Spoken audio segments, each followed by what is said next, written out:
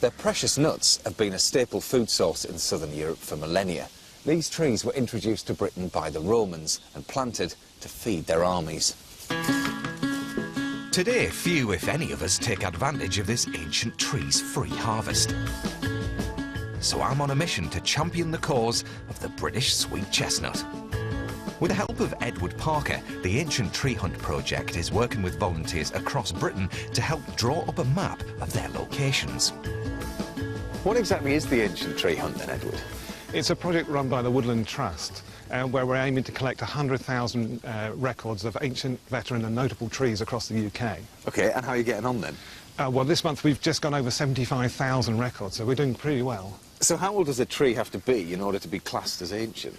It depends on what type it is, what species it is. So with a yew tree over 600 years, with an oak tree over 500 years, but these sweet chestnuts here, 250, 300 years, are on the verge of being ancient. They're absolutely magnificent, aren't they? They are. They're called the 12 Apostles. They're the largest sweet chestnuts in the Chilterns, and a classic example of parkland planting from 250, 300 years ago. I just love their bark. It's like all twisted, isn't it, with rutters? The bark's fantastic. It gets deeply fissured once it gets over a couple of hundred years old, and then you can start to see the twist. And this one's got a fantastic, almost serpent-like twisting before it goes into the crown. Yeah, and of course, then there's the nuts. So we'll have a good route around, and we'll see if we can find one that we can have a nibble of. I love them roasted, but I've never actually, I've never tried them raw. So, oh, they're very crunchy. And they are classed as a nut, aren't they? So if there is anybody out there with a nut allergy, they should be aware if they're going to start munching these in the woods. Exactly. But it's interesting that the British people don't collect them like they do in the Mediterranean countries in southern Italy or southern Spain. Yeah. And I'm not quite sure why, because they taste just the same. But I think the main difference is just the size. Down in the Mediterranean, they fill out. You get much bigger seeds, much easier to peel. Yeah, yeah. So do you find that restaurants then, they're importing them then from other countries? They do. They mostly then? come from Italy into the UK. With countless numbers of the sweet chestnut's bounty going to waste all over the country, surely there must be a way to turn this neglected British nut into more of a delicacy. To find out, I'm grabbing a load of the biggest sweet chestnuts here and taking them to this restaurant near Henley-on-Thames, which happens to belong to a certain celebrity chef that I'm sure you'll recognise.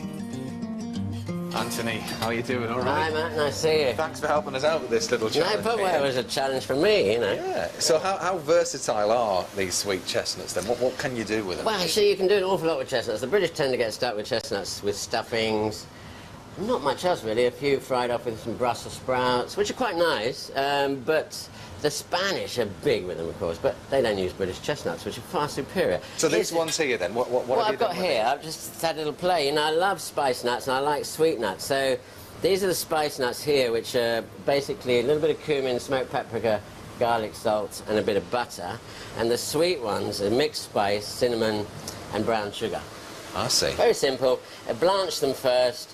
Got them reasonably soft. They're not going to be like a normal textured nut. You haven't got the crunch. They do go soft. I'd love more people to use British chestnuts because they're all around us, you know, especially around here. There's loads of trees, and I've got two in my garden myself, so the kids have to do it. Yeah. Yeah, yeah.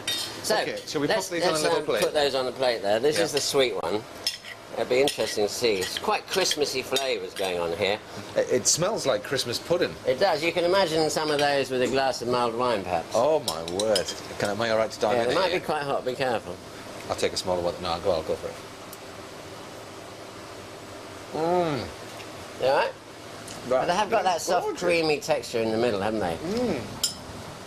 Oh, they're lovely, yeah. That's good.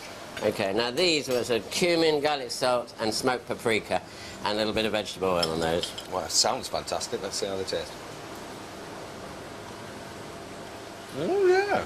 They're actually very different. Very different. You can imagine those getting your saliva glands going, so you need plenty of drink to go with those. Yeah.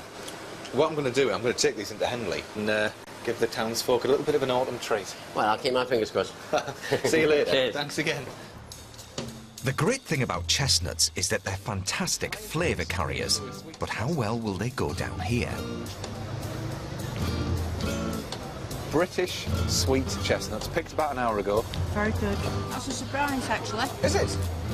Do you normally have chestnuts? I've never had chestnuts. No, Oh, you don't? no. Lovely. Excuse me, sir. Can I interest you in a sweet chestnut?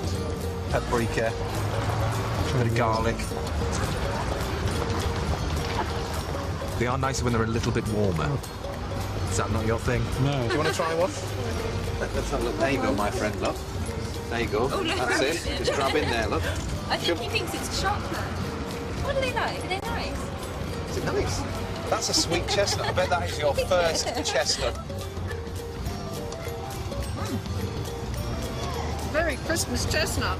Wow. There, we're going in for seconds. He is. Oh, yeah, shove it all in. Wow. Magic. They're gorgeous. Delicious.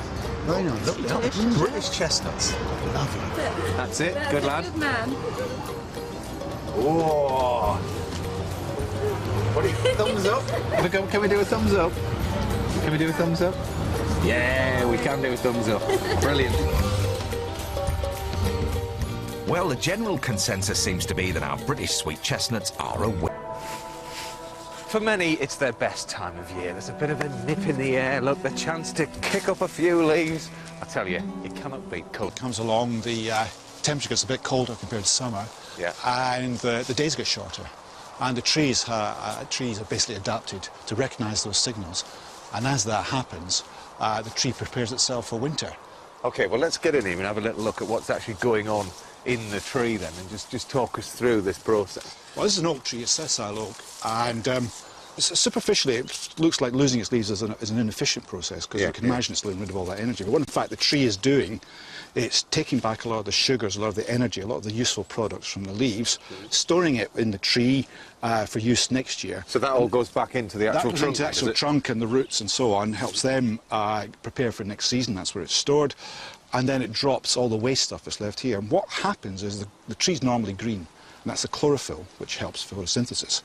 With the leaf fall and the tree preparing, it withdraws all of the chlorophyll, and what you then see are either the waste products, which is this brown stuff here, tannin, or yellows, reds, and the oranges, which make up the normal pigments that you see in trees in autumn. Normally they're masked by the chlorophyll, but in autumn that chlorophyll is removed, so you get to see this wonderful display of colours. So these colours are always there in the leaves, it's just that the green is a more dominant colour. They are. Well, you think of the flowers. This looks great. I have to let Matt have a taste of this.